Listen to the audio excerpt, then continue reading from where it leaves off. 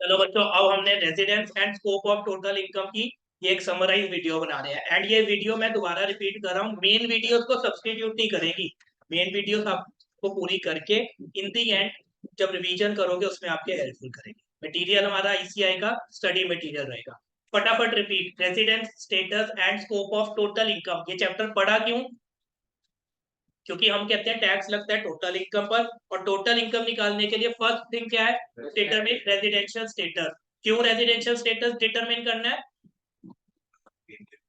ताकि ये पता लगे अगर तो वो रेजिडेंस है तो उसकी पूरी ग्लोबल इनकम टैक्सेबल होगी, यानी कि टोटल इनकम में पूरी ग्लोबल इनकम आएगी। और अगर नॉन रेजिडेंस है तो टोटल इनकम में सिर्फ इंडियन इनकम है। यही पढ़ा हमने। पढ़ा हर पर्सन के लिए रेजिडेंशियल स्टेटस अलग अलग तरीके से कैलकुलेट होता है।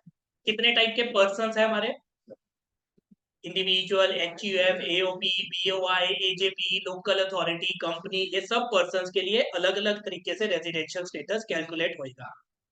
कौन से ऐसे दो बंदे हैं, कौन से ऐसे दो पर्संस हैं कि अगर वो बंदा रेजिडेंट हो गया उसको फर्दर दो कैटेगरी में डिवाइड कर देंगे, resident and ordinary resident, resident but not ordinary resident. कौन से ऐसे दो पर्सन हैं? Individual and HUF। अभी हम इंडिविजुअल से शुरू करते हैं। इंडिविजुअल का अगर रेजिडेंशियल स्टेटस मुझे निकालना है तो उसके लिए सबसे पहले दो बेसिक कंडीशन होती हैं। वो कौन सी है? First basic condition, if a person has stayed 182 days or more in the previous year then he is a resident। First basic condition ये है। अगर ये कंडीशन फुलफिल नहीं हो रही होती तो सेकंड बेसिक कंडीशन क्या है? इफ अ पर्सन हैज, हमेशा तो रिपीट करना वर्डिंग भी, क्योंकि आप तो ही लिख पाओगे। If a person has stayed in India for 60 days or more in the previous year and 365 days or more in immediately preceding 4 previous, then a person is said to be a resident। दोनों में से 182 days वाली या 60 plus 365 कोई भी condition fulfil कर ली तो वो बंदा क्या बन जाएगा? रेजिडेंट बन जाएगा। पर जो ये सेकंड कंडीशन है 60 प्लस 365 डेज वाली कंडीशन, ये किस पर्सन के लिए, सॉरी किस इंडिविजुअल के लिए एप्लीकेबल ही नहीं है? Indian citizen, citizen who leaves India for employment outside India, या who leaves India as a member of crew of an Indian warship. Clear? First exception. Second exception क्या थी 60 प्लस 365 डेज की?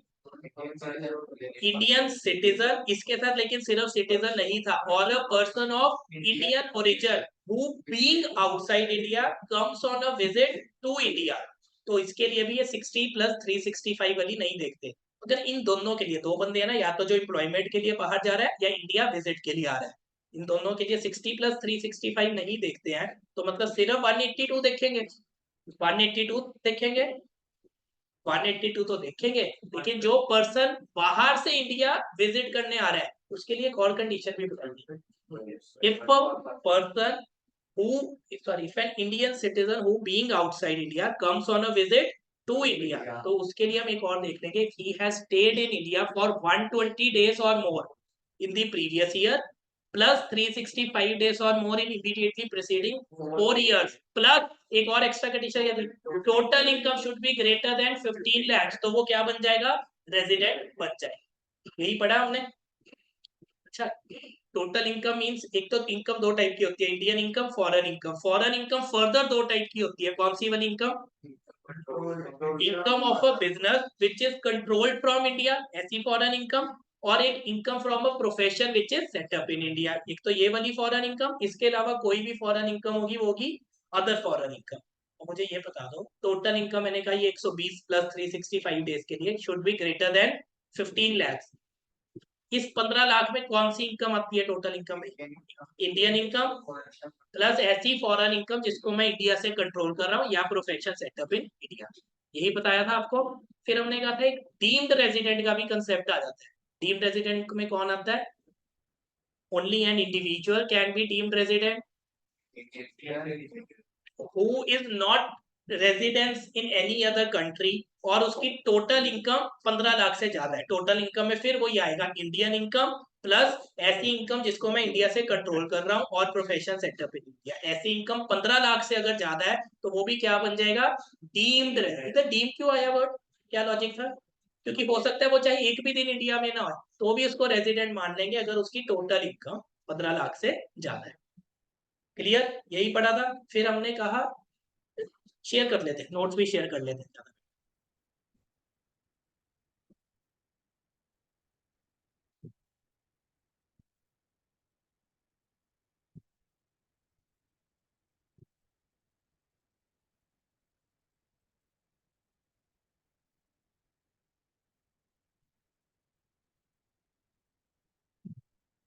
चलो बच्चों, अभी देखो यही बताया आपको, इतने सारे हमारे पर्सन्स होते हैं। इन पर्सन में से सिर्फ इंडिविजुअल एचयूएफ ऑर्डिनरी रेजिडेंट भी हो सकता है और नॉट ऑर्डिनरी रेजिडेंट भी हो सकता है। ये क्लास नोट्स हैं, सबके पास होंगे ही। उसके बाद हमने पढ़ा Indian income, foreign income. Foreign income दो टाइप की होती है, इनकम फ्रॉम बिजनेस और प्रोफेशन कंट्रोल्ड फ्रॉम इंडिया, और other foreign income.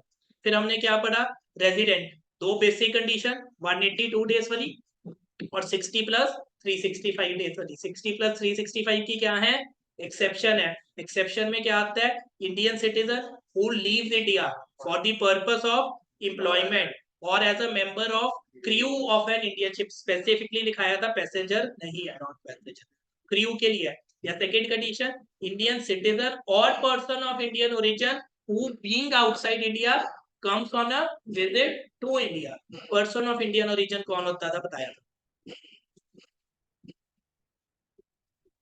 Person of Indian origin होता था या तो वो खुद, या उसके पेरेंट्स, या उसके ग्रैंड पेरेंट्स कब पैदा हुए हुए, अनडिवाइडेड इंडिया में अगर पैदा हुए हुए, तो वो हो जाता है पर्सन ऑफ इंडियन ओरिजिन। और सिर्फ इसके लिए बताया था, अगर 60 दिन वाली कंडीशन नहीं देखनी तो कौन सी देखनी है, 120 दिन वाली। तो ये लिखा था एक्सेप्शन की भी exception, 120 plus 365 plus total income greater than 15 lakhs। और टोटल इनकम में लिखा था अदर देन फॉरेन इनकम। पर कौन सी, फॉरेन इनकम दो टाइप की होती है, ये वाली फॉरेन इनकम तो इंक्लूड कर लेना टोटल इनकम। यही लिखा था इस चार्ट में। यही चार्ट डीम्ड रेजिडेंट के लिए आ गया था। बच्चों शोर नहीं मचाना। डीम्ड रेजिडेंट के लिए only and individual can be deemed resident, only Indian citizen can be deemed resident. क्या person of Indian origin deemed resident हो सकता है, नहीं हो सकता। यहाँ सिर्फ इंडियन सिटीजन लिखा है, मैंने इसीलिए लाइन लिखी, पर्सन ऑफ इंडियन ओरिजिन। कौन सी वाली, ग्रीन वाली, बेटा मैंने आपको बोला डीम्ड रेजिडेंट कौन होएगा, जो कहीं भी और टैक्सेबल नहीं हो रहा लेकिन उसकी इंडियन इनकम 15 लाख से ज्यादा है। सिर्फ इंडियन इनकम नहीं, ऐसी फॉरेन इनकम जो इंडिया से कंट्रोल कर रहा हूँ वो भी अगर 15 लाख से ज्यादा है। पर मैंने कहा सिर्फ इंडियन सिटीजन ही डीम्ड रेजिडेंट होएगा। अगर कोई पर्सन ऑफ इंडियन ओरिजिन है पर इंडियन सिटीजन नहीं है, सपोज आपके दादाजी की आपको डेट ऑफ बर्थ पता है, नहीं कि आपको पता है आपके क्या है डेट ऑफ बर्थ, 1930। चलो अगर हो सकता है किसी के दादाजी अगर पैदा हुए हैं 1930 में हुए, ठीक है, मतलब वो अनडिवाइडेड इंडिया में पैदा हुए। पर मान के चलो आप ऑस्ट्रेलिया में पैदा हुए, आप ऑस्ट्रेलिया में पैदा हुए और ऑस्ट्रेलिया में ही पले बढ़े और ऑस्ट्रेलिया में ही जॉब कर रहे हो, क्या आप पर्सन ऑफ इंडियन ओरिजिन हो, पर्सन ऑफ इंडियन ओरिजिन हो। क्यों, क्योंकि आपके दादाजी अनडिवाइडेड इंडिया में पैदा हुए। पर क्या आप इंडियन सिटीजन हो, इंडियन सिटीजन नहीं हो। क्यों, क्योंकि आप तो ऑस्ट्रेलिया में ही पैदा हुए, उधर ही पले बढ़े। तो आप कभी भी डीम्ड रेजिडेंट नहीं हो सकते, क्योंकि यहाँ लिखा है only Indian citizen can be deemed resident, और उसका stay in India is not necessary. लेकिन साथ में individual is not liable to tax in any other country और territory by reason of his domicile और रेजिडेंस।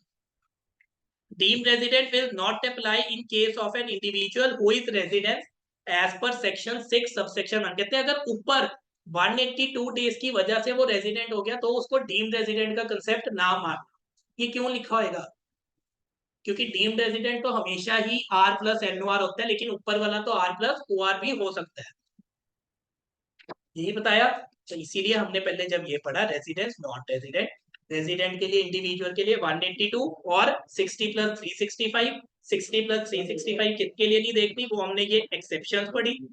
इस एक्सेप्शन की भी एक्सेप्शन क्या पढ़ी, ये बात पढ़ी। अच्छा फिर मैंने आपको बताया था जितना भी हम पीरियड ले रहे हैं, चाहे ये 182 डेज वाला या ये 60 डेज वाला, बच्चे शोर नहीं मचाना, ये जितनी भी पीरियड ले रहे हैं क्या ये कॉन्टिन्यूस होना चाहिए, नहीं, टुकड़ों में भी हो सकता है। आज 10 दिन रहा 20 दिन फॉरन, 10 दिन आया 20 दिन फॉरन। लेकिन क्या बोल रहा, डेट ऑफ डिपार्चर या डेट ऑफ अराइवल वो कहाँ मानने आपने, इंडिया में ही मानने, यही आपको बताया। और क्या हमने पॉइंट्स पढ़े इसमें, कहते stay in India include stay in the territorial waters of India also. Territorial waters of India का मतलब क्या होता है? अप टू 12 नॉटिकल माइल्स, क्योंकि जो समुद्र का डिस्टेंस है वो हम कैसा मानते हैं? नॉटिकल माइल से। क्या रेजिडेंशियल स्टेटस कभी भी सिटीजनशिप से देखना है मुझे? नहीं। अभी आपको बताया मिस्टर ओबामा, वो कहाँ के? यूएस के सिटीजन है, पर क्या वो इंडिया के रेजिडेंस हो सकते हैं? हाँ जी, अगर वो 190 डेज इंडिया में रह ले तो उस साल इंडिया के रेजिडेंस हो जाएंगे। रेजिडेंशियल स्टेटस हर साल के लिए अलग अलग हो सकता है। इस साल नॉन रेजिडेंट, अगले साल रेजिडेंट, फिर नॉन रेजिडेंट। हाँ जी, हर साल के लिए देख, हर साल के लिए पहले बेसिक कंडीशंस देखनी है, फिर आगे देखना है वो ओआर है कि एनओआर है। यही पढ़ा हमने। एक बार ही कोई बंदा एनआर हो गया तो क्या मुझे देखना है कि वो ओआर है या एनओआर है? एनआर हो गया तो फुल स्टॉप। कोई भी इंडिविजुअल अगर रेजिडेंट हो गया, फिर मुझे क्या देखना है कि वो ऑर्डिनरी रेजिडेंट है कि नॉट ऑर्डिनरी रेजिडेंट है। नॉट ऑर्डिनरी रेजिडेंट के लिए मैंने क्या बताया? R plus NOR is one who satisfies any any one of the following. क्या है? Relevant previous year.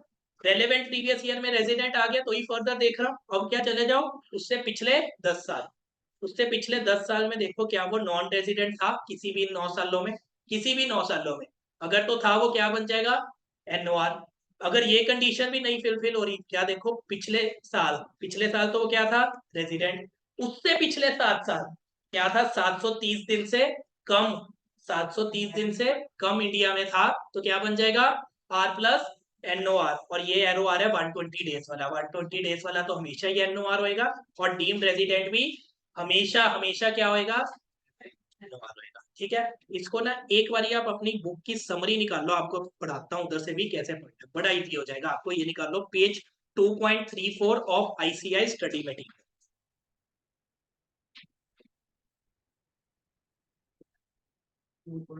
निकाल लिया 2.34 of ICI study material. First, क्योंकि इंस्टीट्यूट ने आपके इतने अच्छे स्टडी मटेरियल बनाए हैं, चार्ट पढ़ना आप खुद देखना कितना अच्छा बनाया है। कहते हैं residential status of an individual, of an individual. इसको पेन चेंज करते हैं। हाँ, इसमें कहता है बेसिक कंडीशन क्या है? ग्रेटर देन और इक्वल टू, ये साइन का जरूर याद रखना, ग्रेटर देन और equal to 182 days in the relevant previous year. फिर कह रहा है सेकंड कंडीशन क्या बताइए? ग्रेटर देन और equal to 60 days in the relevant previous year plus, यानी कि एंड ग्रेटर देन और equal to 365 days in for immediately preceding previous years. अब ये ना आगे देखो 4 कॉलम बनाए हैं। कौन कौन से बनाए हैं? फर्स्ट तो बना दिया ऑल इंडिविजुअल्स। अदर देन मैं बताता हूँ कौन कौन बनाया है। हमने एक्सेप्शन क्या पढ़ी थी 60 प्लस 365 की? First exception Indian citizen leaving India. Second column पढ़ो, Indian citizen leaving India in relevant previous year for employment और as a member of crew of Indian ship. क्या यही पढ़ी थी एक्सेप्शन? और सेकेंड एक्सेप्शन क्या पढ़ी थी? इंडियन सिटीजन और person of Indian origin residing outside India visiting India during the relevant previous year। पर इसमें दो थी ना, एक तो 120 दिन वाली थी और 120 दिन, तो ये भी 2 कॉलम बना दिए। एक तो बना दिया टोटल इनकम 15 लाख से नीचे है, एक बना दिया टोटल इनकम 15 लाख से ऊपर है। इसीलिए ये 2 कॉलम बना दिए। 2 कॉलम समझ आ रहे हैं ना क्यों बनाए? अब देखो 182 डेज वाली जो कंडीशन है वो तो सबके लिए ही देख रही है, तो सब पे टिक लगा हुआ है। टिक समझ आ रहा है क्यों लगा हुआ है सब पे? 60 प्लस 365 डेज वाली कंडीशन क्या इंडियन सिटीजन के लिए देखनी है जो बाहर काम करने जा रहा है? तो यहाँ क्या लगा दिया उन्होंने? क्रॉस। 60 प्लस 365 डेज वाली क्या उसके लिए देखनी है जो इंडिया विजिट कर रहा है? नहीं देखनी तो क्रॉस लगा दिया। पर उसके लिए कौन सी और कंडीशन देखनी है? तो आगे देखो 120 वाली कंडीशन ऐड कर दी, लेकिन कहां करी है? जहां इनकम 15 लाख से ज्यादा हो रही है।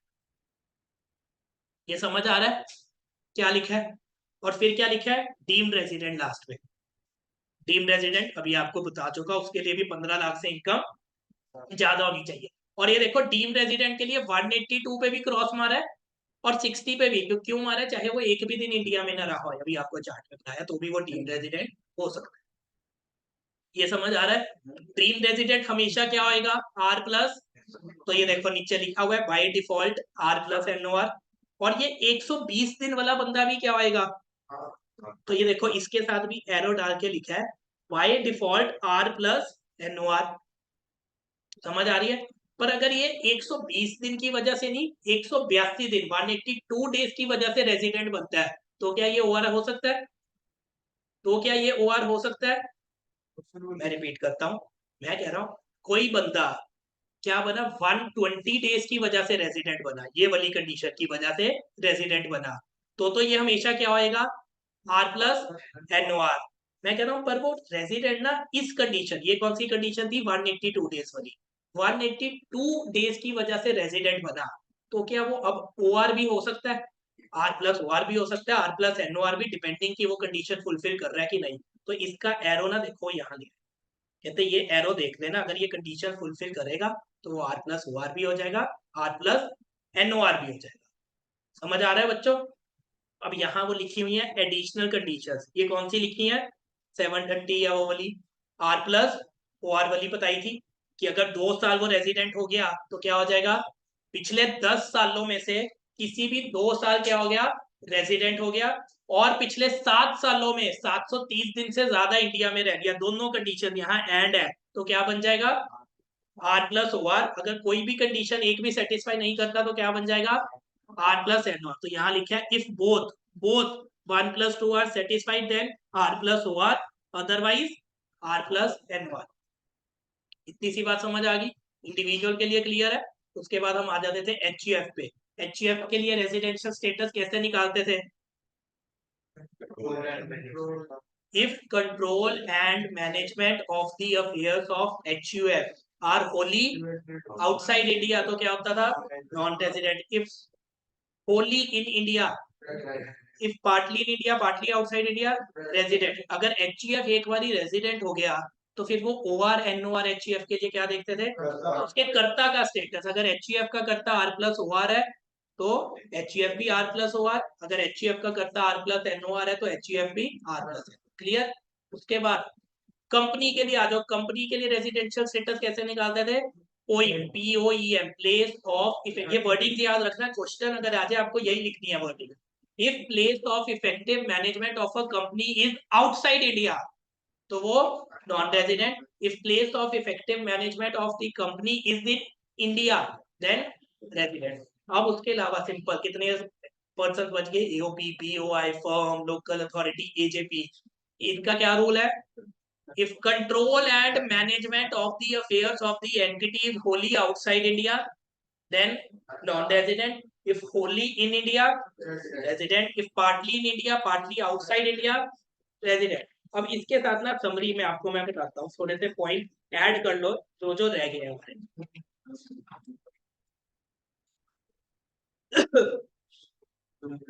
ये डीम्ड रेजिडेंट पर आओ, डीम्ड रेजिडेंट पे इंडियन सिटीजन को सर्कल करो, शोर नहीं बच्चे, और यहाँ पे स्पेसिफिकली लिख लो, बाद में समरी आपको बहुत काम आएगी, जब मेरी बात लिख लेना 2 महीने बाद टॉपिक पढ़ोगे ना आप खुद कहोगे सर ये रिकॉर्डेड लेक्चर भी काम आया और समरी भी। तो यहाँ पे लिख लो डीप resident specifically only Indian citizen can be deemed resident. लिख लिया, only Indian citizen can be deemed resident. और डीम्ड रेजिडेंट को अगर किसी ने डिटेल में पढ़ना है तो लिख लो refer page 2.7, refer page 2.7 of this ICI study material. लिख लिया, person of Indian origin, PIO की फुल फॉर्म लिख लो ताकि बाद में कभी भूलो ना।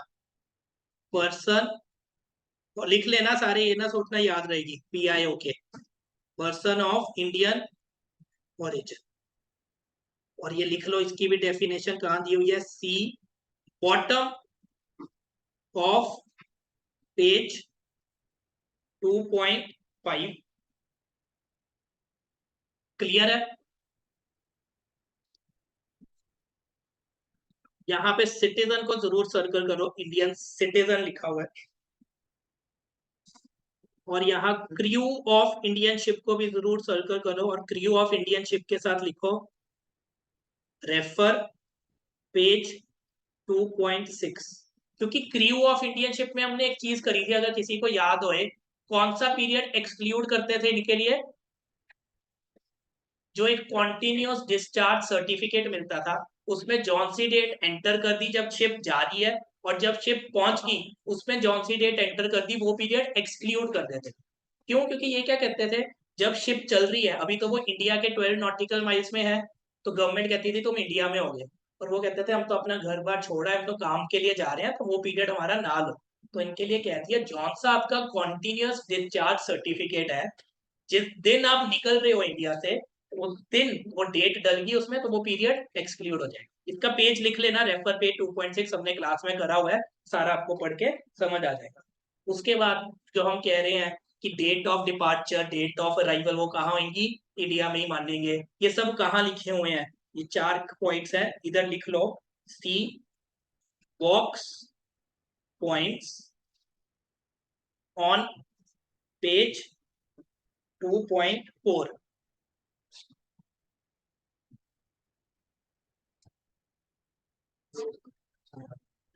सी बॉक्स पॉइंट्स ऑन पेज 2.4 लिख लिया सबने?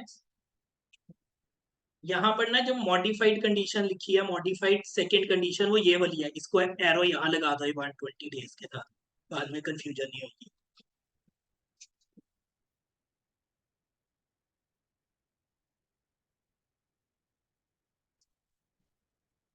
अच्छा, यहाँ पे अब हर जगह लिखा हुआ है total income excluding income from foreign sources, total income excluding income from foreign sources. क्या सारी फॉरेन इनकम एक्सक्लूड करनी होती है? कौन सी नहीं करनी होती? हाँ जी, वो नहीं करनी होती ना, तो यहाँ पे ना हर जगह स्टार लगा लो। कहाँ पे? इनकम फ्रॉम फॉरेन सोर्सेज के आगे स्टार लगा लो, मैं नोट लिखवाता हूँ यहाँ, हर जगह जहां भी लिखा हुआ है।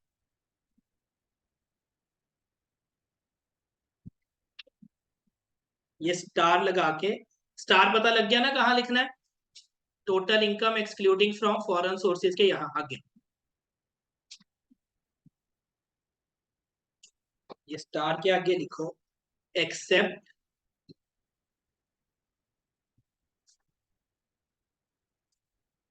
Except foreign income from a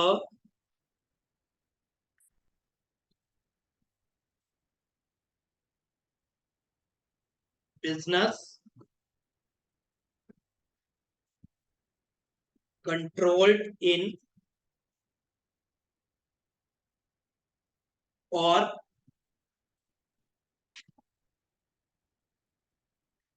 profession set up in India.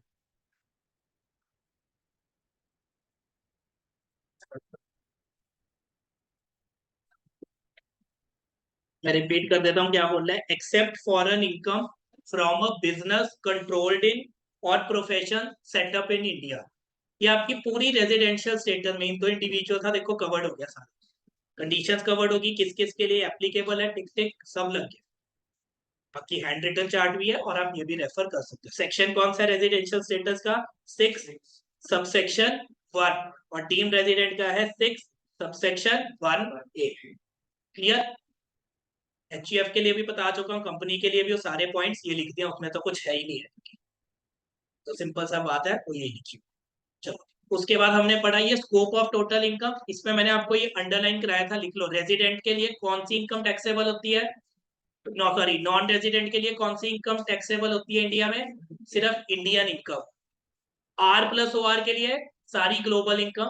Are plus N O R के लिए इंडियन इनकम प्लस ऐसी फॉरेन इनकम जिसको मैं बिजनेस इंडिया से कंट्रोल कर रहा हूँ या प्रोफेशन इंडिया में सेटअप करा हूँ।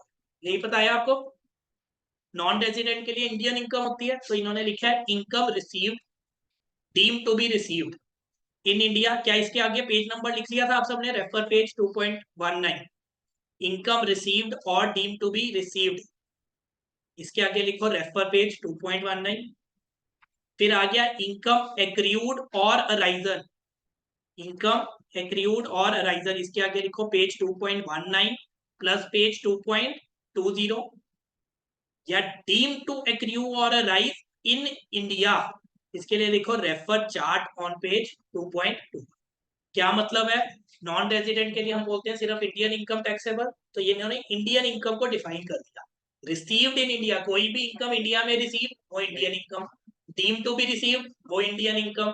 एक्रियू मींस इंडिया से एक्रियू हुई, प्रॉपर्टी किराए पे दे दी लेकिन रेंट लंदन में रिसीव कर रहे हो, पर वो इनकम किसकी वजह से मिली था? क्योंकि इंडिया में लैंड थी, तो इंडिया में एक्रियू करेगी। या या डीम टू एक्रियू इन इंडिया, उसका हम चार्ट पढ़ते हैं। लेकिन आर प्लस ओ आर के लिए क्या बोल रहा है? देखो सेम वही वर्डिंग है सारी, लेकिन डीम्ड और एक्रियू इन इंडिया के अलावा लिख दिया, चाहे इन इंडिया है या आउटसाइड इंडिया। तो in short whole global income is taxable for R plus O R. R plus N O R के लिए ये चीज तो आई गई, इन इंडिया है, आउटसाइड इंडिया नहीं है। लेकिन ऐसी foreign income and income which accrues और अराइज आउटसाइड इंडिया, वो तो बाहर ही है, but being derived from a business controlled in और a profession set up in India. ये क्लियर है? हम अब हमारे यहाँ चार्ट, जो कौन सा चार्ट रह गया हमारा? डीम टू एक्रियू और राइज इन इंडिया वाला, पेज 2.21। एक मिनट के लिए रुको। ये सारा चार्ट 2 पेजों का, तो आपको 3 पेज है इसमें जो लेटर्स रिकैप्चुलेट, ये समझ आ रहे हैं कैसे पढ़ने? पहले तो रेजिडेंशियल स्टेटस इंडिविजुअल का दे दिया विद ऑल दी कंडीशंस। इधर जो जो मिसिंग पॉइंट है मैंने आपको पेज नंबर लिखवा दिया ताकि आपको सारा एक ही जगह मिल जाए। उसके बाद हम आगे स्कोप ऑफ टोटल इनकम है। स्कोप ऑफ टोटल इनकम में पढ़ा ये नॉन रेजिडेंट के लिए, ये रेजिडेंट प्लस ओआर, ये रेजिडेंट प्लस एनओआर के लिए। सिर्फ इंडियन इनकम अगर आपको पता लगी तो बाकी फॉरेन इनकम तो पता ही लग जाएगी। इंडियन इनकम हमने फर्स्ट पॉइंट कर लिया, रिसीव्ड और deem to be received in India. उसके लिए हमने कौन से चार्ट को रेफर करा? पेज 2.19। फिर डीम टू एक्रियो और अराइज इन इंडिया वाला भी हम चार्ट पढ़ रहे हैं, वो किस पेज पे है? पेज 2.21। आ जाओ पेज 2.21।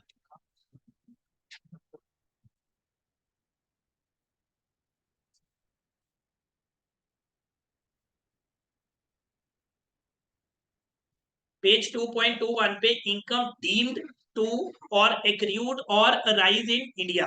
ऐसी इनकम वो कह रहे हैं, ऐसी इनकम जो किससे आ रही है? कोई भी मेरे बिजनेस कनेक्शन इन इंडिया से आ रही है। ऐसी इनकम कोई भी जो किससे आ रही है? Any business connection in India, any property asset और source of income in India.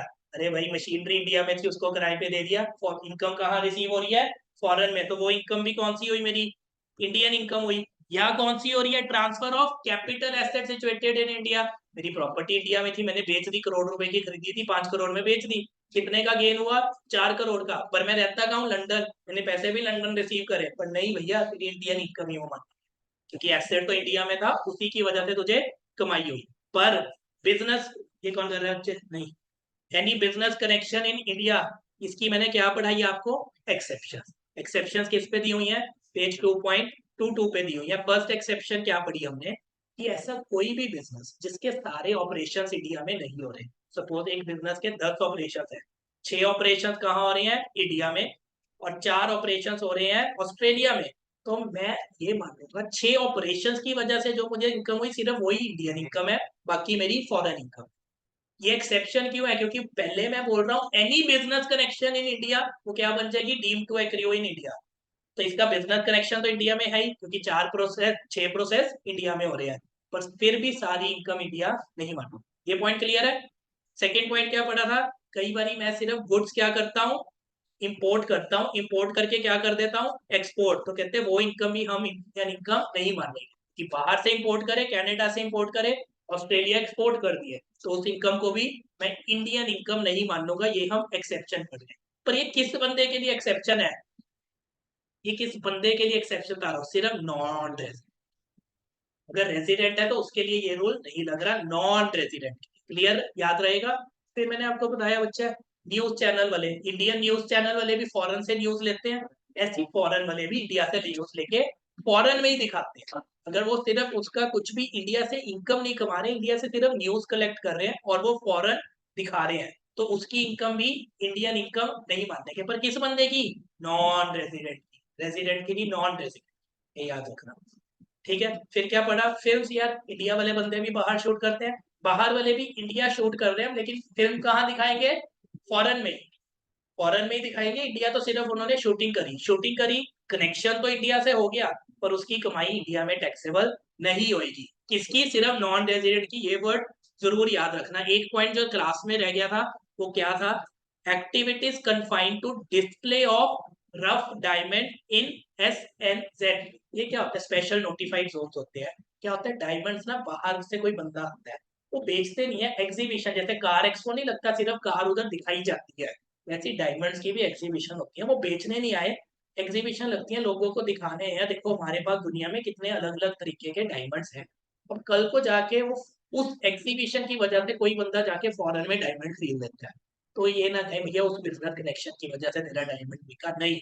वो तो सिर्फ डिस्प्ले करना एक रूटीन ऑफ जॉब है। पर डायमंड अगर फॉरेन में ही बिका तो फॉरेन की इनकम ही मानेगी, उसको इंडियन इनकम नहीं मानेगी। इतनी सी बात क्लियर हो पा रही है आपको? चलो इसकी ये एक्सेप्शंस लिख ली थी, exception page 2.22 special notified zone.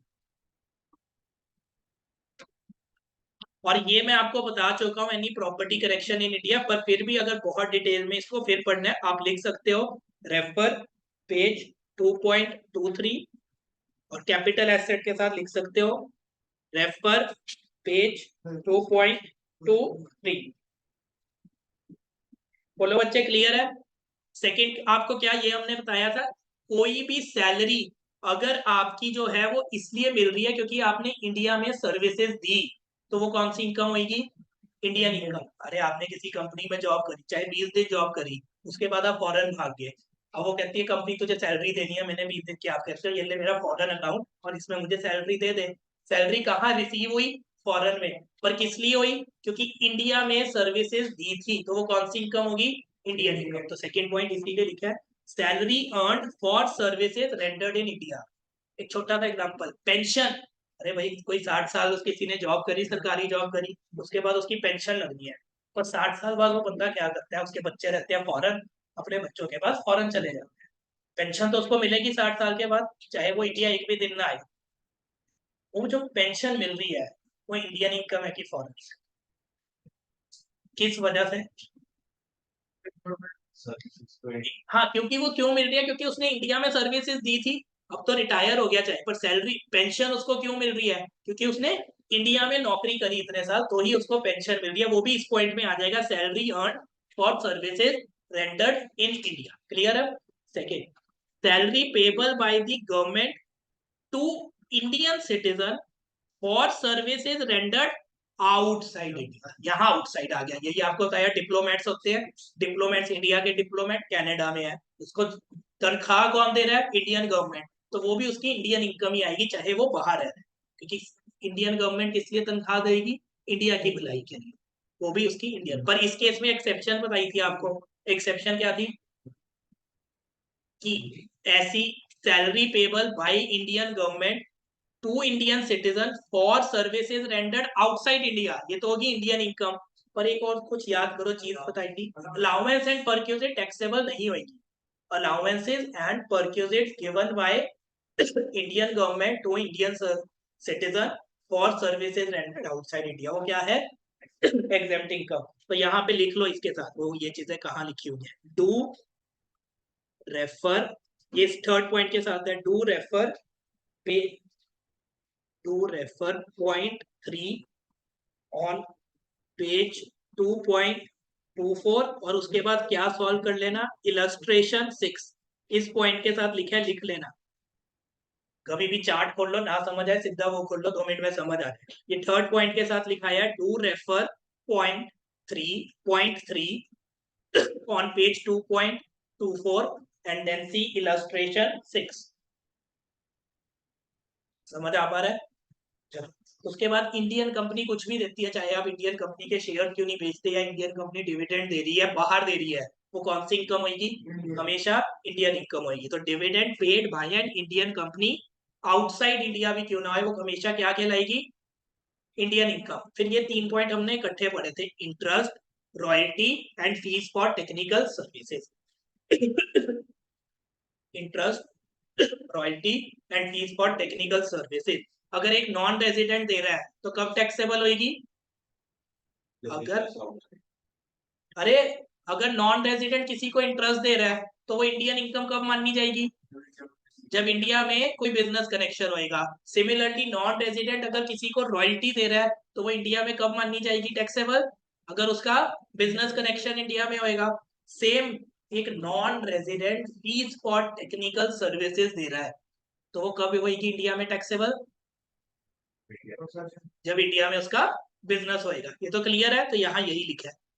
लेकिन इंडियन गवर्नमेंट किसी को भी अगर इंटरेस्ट दे रही है, इंडियन गवर्नमेंट किसी को भी रॉयल्टी दे रही है या फीस फॉर टेक्निकल सर्विसेज दे रही है, तो हमेशा इंडियन इनकम होगी ना, क्योंकि वो तो भारत की भलाई के लिए ही दे रही होगी। क्लियर है? तीसरी चीज, एक रेजिडेंट इंटरेस्ट दे रहा है, एक रेजिडेंट इंटरेस्ट दे रहा है, क्या वो इंडिया में टैक्सेबल होएगा? एक रेजिडेंट किसी को इंटरेस्ट दे रहा है, आप रेजिडेंट हो, आप मुझे इंटरेस्ट दे रहे हो, मैंने आपको करोड़ रुपए का लोन दिया, आप उसका 10% के हिसाब से 10 लाख रुपया ब्याज इंटरेस्ट मुझे दे रहे हो, क्या वो मेरे लिए इनकम है? पर इसकी एक्सेप्शन अभी पढ़ाई थी आज भी क्लास में। अगर एक रेजिडेंट नॉन रेजिडेंट को इंटरेस्ट दे रहा है और उसका बिजनेस भी बाहर है, तो क्या फिर टैक्सेबल होएगा? नहीं। क्या एग्जांपल दिया था? अंबानी जी मार्क जकरबर्ग से लोन लेते हैं, या मार्क जकरबर्ग को कहते हैं तो मुझे रॉयल्टी दे दे, और रॉयल्टी मैं तुझे 2 करोड़ रुपया फीस देता हूँ रॉयल्टी की। पर अंबानी जी ने वो 2 करोड़ रुपया रॉयल्टी किसको दी? मार्क जकरबर्ग को। मार्क जकरबर्ग कर रहा है नॉन रेजिडेंट, और अंबानी जी बिजनेस भी कहाँ कर रहे हैं? न्यूयॉर्क में, तो वो टैक्सेबल नहीं होगी। तो इसीलिए लिखा है रेजिडेंट की वैसे तो टैक्सेबल होगी, उसकी एक्सेप्शन कब है? जब नॉन रेजिडेंट को पे कर रहा है और बिजनेस भी बाहर हो। क्लियर हो पा रहे हो? और फिर हमने करा था 50,000 से ज्यादा किसी को भी देते हो कोई भी पेमेंट, तो क्या हो जाएगी वो? Deem to accrue in India हो जाएगी। 50,000 से ज्यादा मैं किसी को भी पेमेंट दे रहा हूँ ऐसी फ्री में विदाउट कंसिडरेशन, मीन मैंने आपको 50,000 से 55,000 दे दी और आपसे बदले में कुछ नहीं ले रहा, तो भी वो 55,000 आपके लिए गिफ्ट नहीं मानी जाएगी, आपके लिए इनकम बन जाएगी। क्या यही पढ़ा हमने? बोलो पूरे उसमें किसी को कोई डाउट आ रहा है अगर? अच्छा ये बताओ, जो इसके साथ ना आप लिख लो यहाँ पे नॉन रेजिडेंट वाले पॉइंट के साथ, ताकि सी एग्जाम्पल ऑन, ये लिख लेना सारे, सी एग्जाम्पल ऑन पेज 2.26, इसके साथ लिख लेना नीचे वाले पॉइंट के साथ, see box points on page 2.29 plus explanation 7 on page 2.30। इसमें क्या लिखा हुआ है? वही लिखा हुआ है कि अगर मैं फीस फॉर टेक्निकल सर्विसेज किसी बाहर वाले बंदे से ले रहा हूँ जो इंडिया में कभी आया भी नहीं है, तो भी वो इंडियन इनकम होगी अगर वो इंडिया में यूज हो रही है। हाँ, टेरिटोरियल नेक्सस नहीं देख रहे हमें। बाहर वाला बंदा का कुछ भी इंडियन कनेक्शन की वजह से मैंने रॉयल्टी दी या फीस फॉर टेक्निकल सर्विसेज दी या इंटरेस्ट दिया, तो वो इंडियन इनकम ही मानी जाएगी। क्लियर है ये? चलो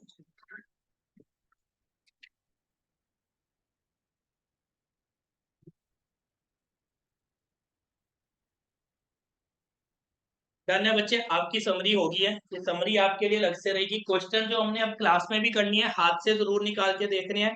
ये समरी वीडियो आपके लिए किस पर्पस के लिए काम आएगी? ताकि आप कभी भी इसको देखना चाहो 2 महीने बाद भी वीडियो को सुनो, पर मेन लेक्चर तो जरूर एक बारी के लिए देख सकते। समरी जो थ्योरी भी बुक में आपको ये दी हुई है, इसको बारी बारी पढ़ते रहना, ताकि ये ना हो हम ये टॉपिक्स तो कर रहे हैं, आने वाले टॉपिक्स कर रहे हैं, आप धीरे धीरे इसको बोलते चलो। क्वेश्चंस हाथ से जरूर निकाल के देखने हैं, एंड अभी की क्लास ये खत्म कर